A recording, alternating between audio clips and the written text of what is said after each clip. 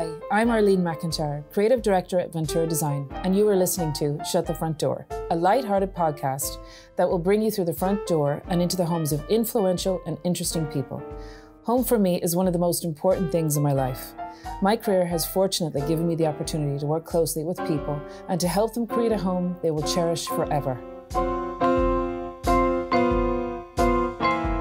From starting her public career in 2011 on reality TV show Made in Chelsea, to currently preparing for the birth of her daughter with husband Hugo Taylor, Millie feels like she is really only coming home now and living in the happiest time of her life. Thank you very much, Millie. Thank you for inviting me. And we're sitting here in your absolutely gorgeous, cozy new nursery. It is actually just heaven to sit in here and just find it relaxing and enjoy it, having a moment of peace in here, knowing that it won't always be like that, but it's just such a happy space. And it seems like the perfect place for us to just sit on this gorgeous daybed and just chill and just soak. It's got such a happy feeling in here, it really does. It is. It's such a good vibe. Really, and it's super cozy, like you could just have a nap in here. Oh, it's my favourite room. Yeah, for sure. I'm obsessed with the wallpaper. Oh, it's beautiful. I mean, I think even for adults, nurseries really need to kind of tap into relaxing you as well. Definitely, as the baby. The baby picks up on that. For sure. So I wanted to chat to you about your little girl that's on the way and how you're feeling and how your pregnancy is going in general. Like, how are you doing? Well, I'm doing okay. I think I'm having quite a good day today. It's, you know, every day is different. The pregnancy has been, you know, it's been good. Like, it's amazing, but also it's difficult, it's challenging. Sure. I haven't found it easy, but, you know, I'm super grateful that she's healthy. I've had a healthy pregnancy. And, you know, that is like the main thing. But I found it, I think I romanticized it a bit in my head before. I just thought, I'm just going to love being pregnant. Like, like it's going to be so cute to have a bump. And I didn't really think about, you know, how hard it would be. Yeah. Shortness of breath. I get out of breath just talking, let alone actually climbing the stairs or going for a walk. I know. And it's, you know, now I'm in my third trimester, it is definitely getting more and more uncomfortable, harder to sleep. Yeah. You know, I'm limited with what I can do exercise-wise, and I love being active, so that's kind of a bit frustrating. I've had this pelvic pain. You know, the hormones have been crazy, the cravings. And just the tiredness, it's just definitely like, I've never felt so tired in my life. And how is Hugo doing with everything? Is he... Hugo's been great. He's very understanding. Yeah. As understanding as he can be, considering it's not going on in his body. So he really tries, and he, you know, gives me a foot rub in the evenings. Oh, and bliss. Yeah, so he's kind of like, he'll do more around the house and things to like help me out. It's a great excuse. They just have to kick in housework. Just milk it. He does seem to really kind of appreciate what the work my body is doing, creating this human. So definitely. He's kind of in awe of just like the miracle that's going on inside me, and like he can completely understand like why I'm like tired. And he's good when I'm kind of, if I need to have a moan, he'll listen, or, you know, he found the first couple of times I had a really hormonal like kind of outbreak and would just cry, like he really didn't know what to do. So I had to really just tell him like just to not overreact to it and just understand that nothing's wrong. It's just literally just the hormones. Yeah. But he found it hard to see me cry. Oh. So now he actually just kind of laughs at me, which actually kind of helps. She goes again. Because he goes, "What's wrong?" And I'm like, "Nothing." But you're taking really good care of yourself. Like, what's your daily ritual? I'm trying to. I have a nice relaxing bath every evening with kind of nice relaxing like lavender bath oil and like bath salts, and that's kind of like a really nice routine in the evening. And I'm trying to do kind of a face mask or two during the week, just as nice like kind of pamper time. Mm-hmm. I'm finding that getting a blow dry just makes me feel so nice. So if I get like, maybe it sounds bad, but like 2 a week, and that like sees me through the week. But often with work, like I need to have my hair done. And you're probably just very tired as well if you're working, and it's just another job. So that's one thing that just like makes me feel nice, and because I'm not doing any exercise that makes me kind of really sweat. Sure. Like I can get away with just washing my hair twice in the week, And then I found that actually just putting a bit of makeup on, or even on days when I'm not working, just makes me feel better. Whereas when I'm not pregnant, I'm happy not wearing any makeup. And if my skin's like clear, I feel pretty good like that. I'm happy being natural. But since being pregnant, I really need I feel like I really need a boost. Yeah. Just something that it just makes, everything's changing so much. Absolutely. With your body. Yeah. And it's just a kind of a feeling of just feeling like me. So taking that 15 minutes to just basically put a bit of slap on. It's just the best. It's all ahead of you. The best moments are ahead of you. For sure. And the hardest, I'm sure. And the hardest, but you know what? You don't even see it that way because it's just the best. You'll just do anything for them and just go with it. Go with the flow. Every day is a new day, and she's going to teach you something new, and you're going to teach her something new, and it's just one day at a time. It's a really special time. Oh well, and I'm so happy that I've got the house looking perfect and like ready for her arrival, and that's definitely making me feel very prepared, and I feel very lucky that we've managed to get it done with a bit of time to go, so I can now actually just really sit back and relax and enjoy, take a breath, rather than kind of rushing to do it in the last few weeks. Yeah. So tell me a little bit about your childhood home. Okay, so my childhood home was an old vicarage in a tiny village in Wiltshire, and I want to say it was Georgian.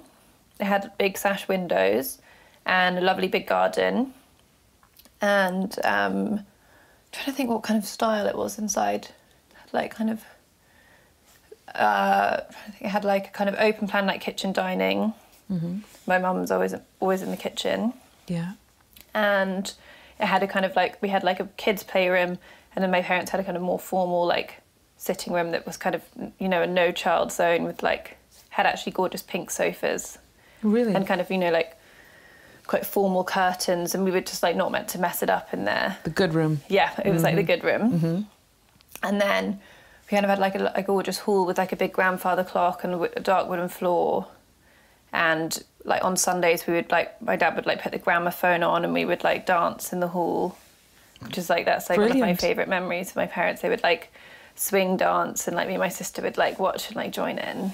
Excellent. And you had your own bedroom, or did you share a room with your sister? I had my own bedroom. And I don't remember the theme. I remember I was really into like stars when I was little, so I had blue walls with stars on them. I think that's the first time I remember having it. Yeah. Like when I could have a choice in it being decorated. So you always were clear about your style, even when you were young? Yeah. You knew what you wanted and what you liked. And then when I was a bit older, I had Matthew Williamson wallpaper. Oh, wow. And you could stick gems on it. Okay. And it was this gorgeous like blue and pink like paisley print. And then it had like peacock feathers like in the print. Did you ever have any like posters or pop stars or? I was at boarding school, so I remember we had, like in my room at home, I actually just had a whole wall which was like magazine tears. So it was always like, I was like mood boarding when I was, I don't know, like 10. And what would be the tears of, like? They would be of like fashion campaigns and. Really? Yeah. Wow, so you always had an interest. Yeah. From a really young age in fashion. Yeah, and I would just like find images that I loved and just like cut them out and stick them, and I would just spend all day doing that. Wow. And then creating your look. And would you experiment with looks and your makeup and clothes and all that sort of stuff? Yeah, at home. Definitely, I would spend hours getting ready just to go into the local town with my mum to go to Waitrose, because I was just a chance to like get. My mum would be like, you're not coming dressed like that, and I'd be like my crop top and cargo pants, or I don't know, whatever outfit like I decided to. You wanted to express yourself. Yeah, and I started customizing my clothes. And I remember having these jeans with like rips in and wearing like fishnet tights underneath them and. Actually, a few things that I've seen come back into fashion over the years. So I was like, maybe I was ahead of the times. Probably. I don't even know where I got these ideas from. But when I was a child, we had a dressing up box, like a lovely big wooden chest. My sister was obsessed with the rocking horse, and I was obsessed with the dressing up box. So we would take turns. Like I had to play with her on the horse, and she had to play dress up with me. That's so much fun. So I think from a young age, I was really into into clothes and that, that feeling of like transforming into someone else, and and just playing it, being a different character in a different outfit. The theatre of it all. Yeah, definitely the theatre of it all. Interesting. And then when did you move to London? When was your big move to London? My parents moved to Bath when I was 16, but I was at boarding school from 10 till 18.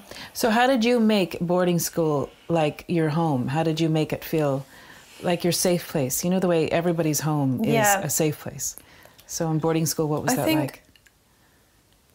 I can't say I particularly had developed at that stage like a kind of interior style that I would take with me from school to school. But like it might be something simple like, you had like, even just like your bedding. Exactly. You know, like when I would have like Cath Kidston bedding when I was a bit younger. Like I used to really love those prints, and that was kind of, I mean, it was popular with all the girls, but I would, you know, I just remember that was definitely a distinctive memory. But I mean, when you was younger, you'd have your own teddies and things like that, and then obviously you get older, and it's maybe like you're not bringing the teddies to boarding school. But then I moved to London when I was 18. Okay, and what was that like? Where did you live? I lived in Fulham. Okay. And I shared a house with 3 other girls, and it was fun. I've been going up to London since I was kind of 14, as often as I could on the weekends, to get up to no good. Of course. Or from 16 we were going clubbing, and it was just a fun place to be. Totally. So when I was 18, it was like we were definitely kind of in the going out partying and dancing and having fun. Yeah, totally. And so that was your first home with your friends in London? Yeah, it was the first one. So did you like share a home with your friend? Like, did you have your own room, or did you share a room with somebody? I had my own room. Okay. But I think, my interior style's definitely come a long way. Yeah. And I've lived in London for like 12 years. So some of the places I've lived, I like laugh when I look back. Like I've had a room which literally was so small, it was just the bed, you know, and like that was all that was in the room, like a double bed, and there was like a tiny bit of room around the outside of the bed where you could just literally put your feet, and then where was your sliding door. And I had the most tiny wardrobe. I mean, I don't know how I did it. Exactly. I mean, when you think about your wardrobe now, how did you survive? Well, it has to be a room. My wardrobe is like a room. Exactly. So sometimes, I remind myself of that, and it's quite funny. Yeah. So tell me a little bit, Millie, about your favourite place in your new home, in this home. Where do you feel is your absolute favourite place? You know, it's hard because I love spending time in the kitchen. I really love the bedroom. You know, it's absolutely gorgeous and it's so relaxing in there. But I have to say my favourite room is the nursery.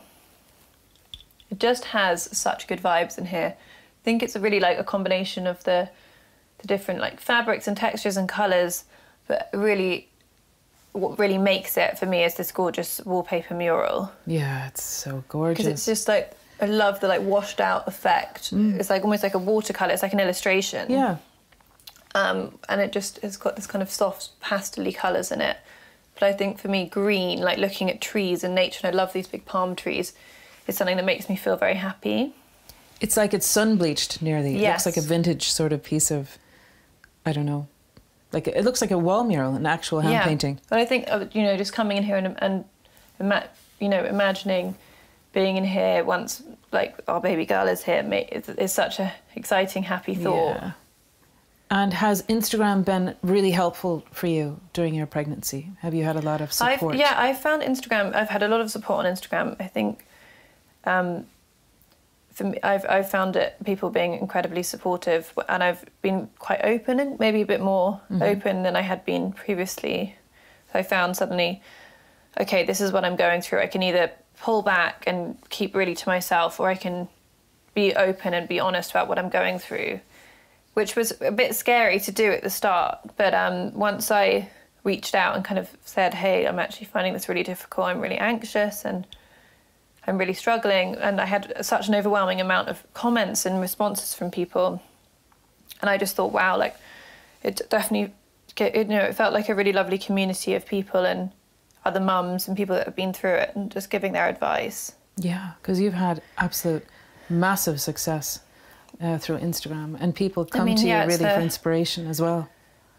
It's the main part of my business is Instagram. But I have also struggled with it during pregnancy, just being more tired, finding it hard to feel creative, and finding the pressure to create these amazing quality images and content all the time, which takes up energy. You know, you need to be feeling kind of creative and takes up, it takes up energy and effort to create that kind of content. And when a lot of the people I follow, their content, it's just constantly evolving and getting better and having, they've got new ideas and new ways of creating it. And you're just like, wow, like, I just sometimes feel like I can't keep up with it. I know. And do you think once you have your baby that you'll be sharing that experience then with your audience? Or do you think you'll keep that part of your life private, or have you thought even about it yet?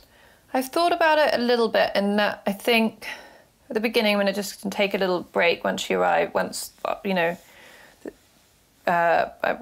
she's here or whenever, when the birth happens, I'm definitely not going to be on Instagram. No. Take a little step back.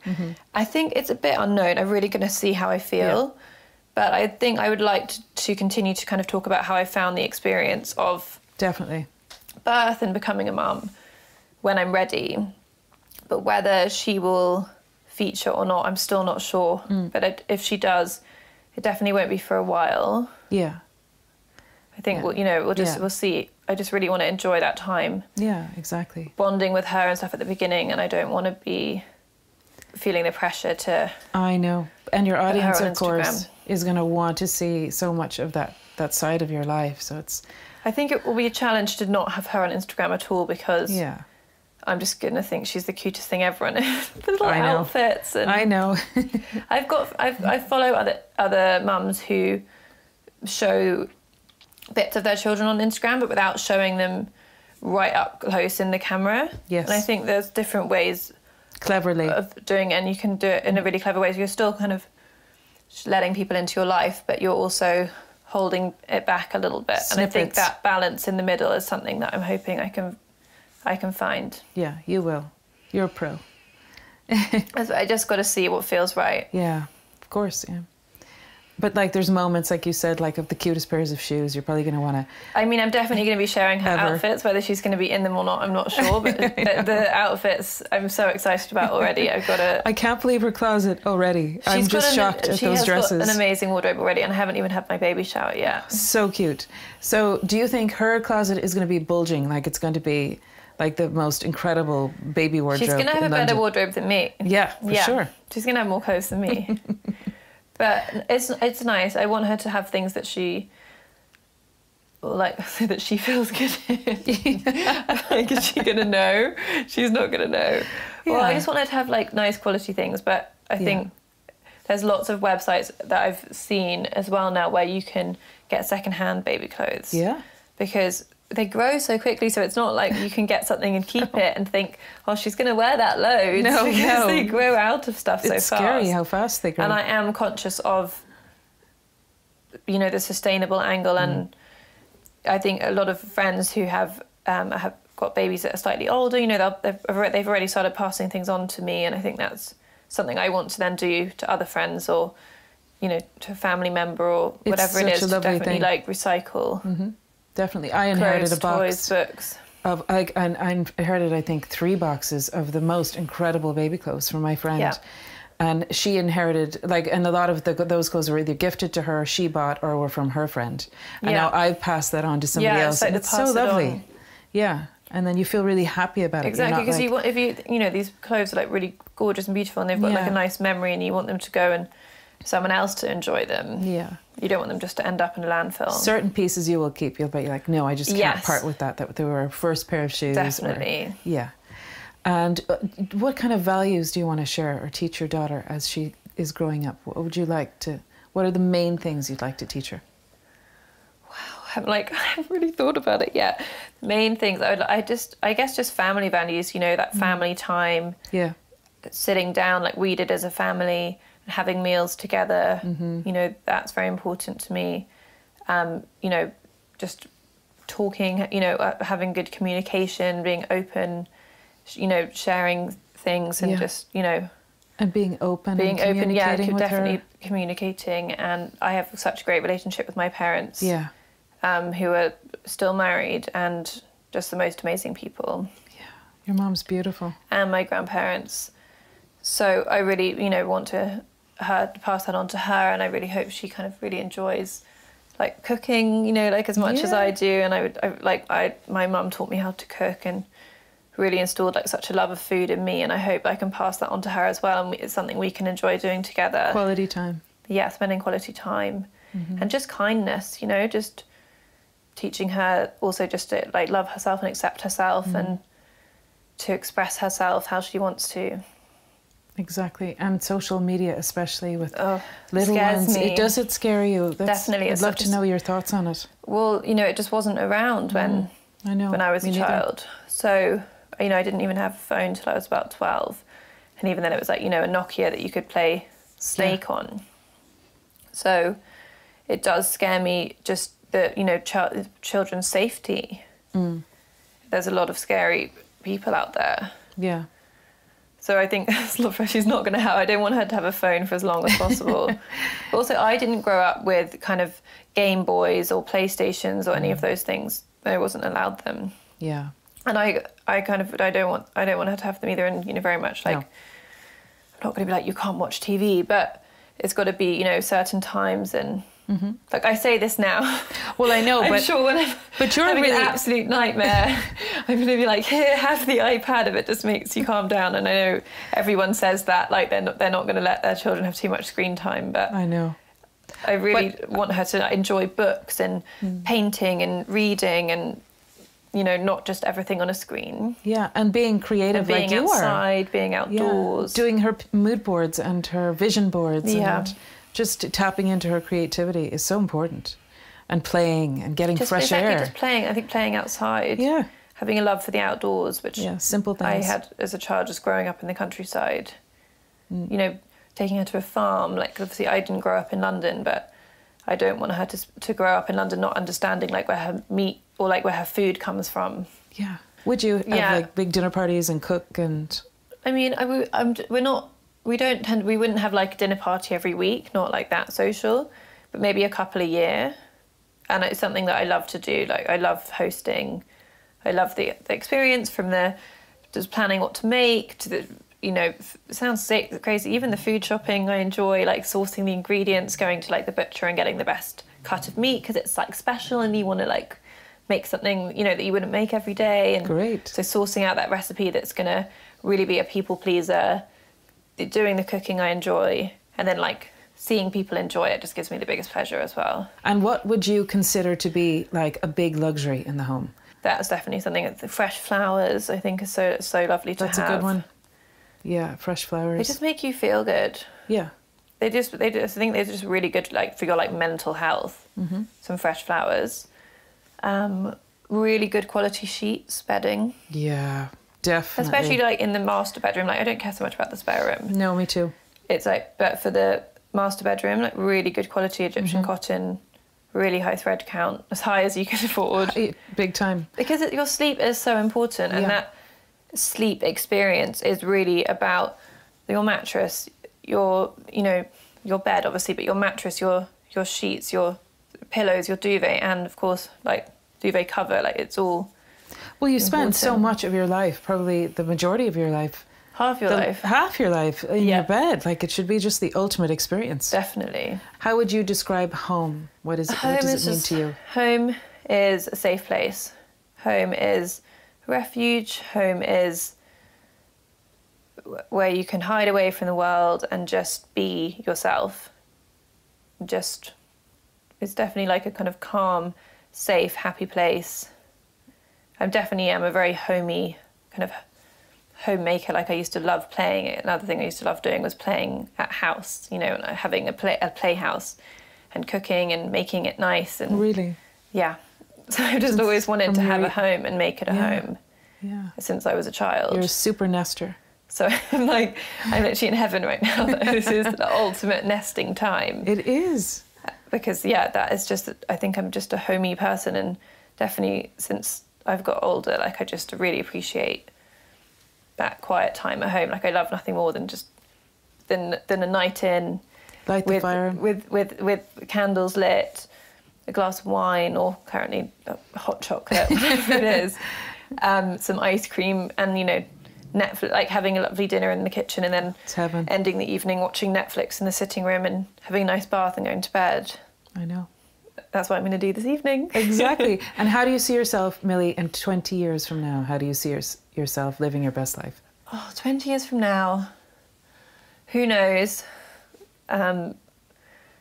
It's weird to think 20 years from now that my daughter is going to be 20.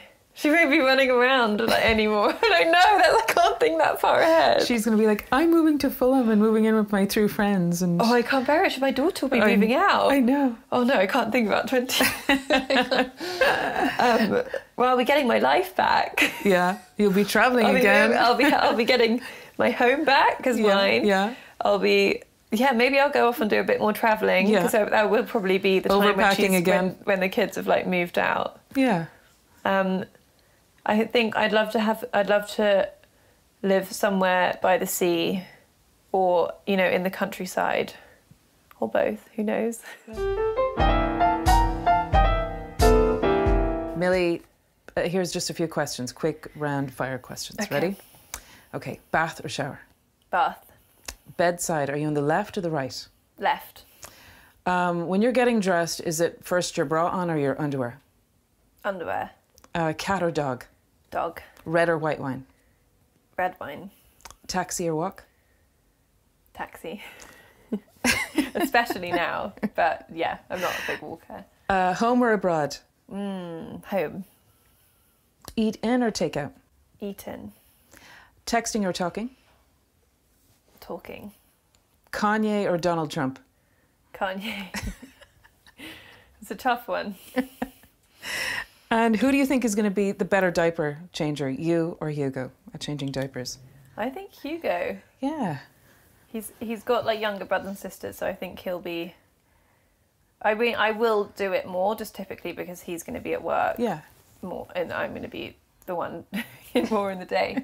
But I think he'll be very quick at it, because he, you know, crafty, really want to get it napa done. changer. Yeah. He'll have it like locked down under 10 seconds or something. Well, thank you so much, Millie, for spending the time and chatting to us today. Oh, well, thank you so much for everything, and with all your help with the house, and it's just turned out amazing. I'm so, so happy. You're welcome. Love working with you, and I love chatting all things with you, especially now we can chat babies. We can chat babies. And you've given me such good advice, so... Well, you know where I am. Always at the end of the phone, thank you, Always darling. at the end of the phone. Thank you, Millie. Best of luck with your baby.